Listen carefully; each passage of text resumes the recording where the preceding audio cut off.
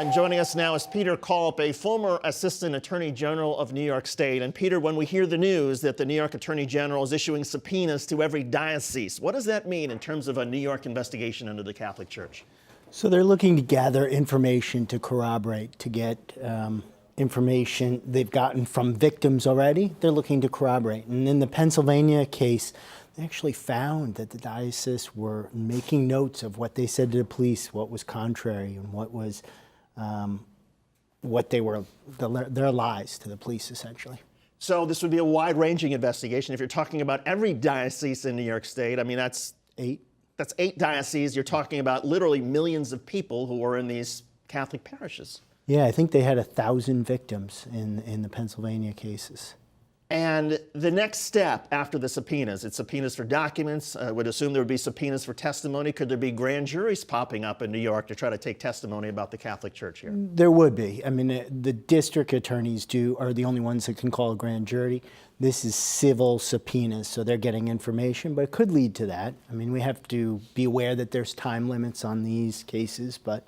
Is there usually some sort of threshold that would cause a state attorney general to do this? In other words, are there people who have already come forward, who have made allegations, who have said, okay, I saw what happened in Pennsylvania, this happened to me as well?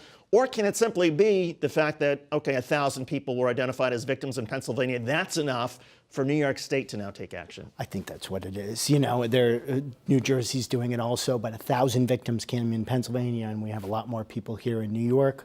I'm sure they're looking to open the courthouse doors to those victims and hear from those survivors. And as a former prosecutor, how difficult or easy is a case like this? Depends. I mean, it sounds like from the Pennsylvania report that they literally wrote down what they did and how they hid things in these secret archives that they held, that they sent notes to the Vatican saying we were transferring this priest who had raped, children, girls. There's horrific stories in that report. One girl at the hospital got her tonsils out, and then she was raped by a priest. There's scary stuff. I think in New York saw that and said we must have this amount of victims, and they started a hotline for victims. And this meticulous note-taking by the Catholic Church in these dioceses, was that a surprise to you? Yeah, because I mean it sort of cuts both ways. You think the church would hide these things and not have paperwork, but I think they wanted to keep track of where they were putting certain priests. Sadly. Interesting stuff. Peter Kulp, a former Assistant Attorney General of New York State. Peter, thank you very much.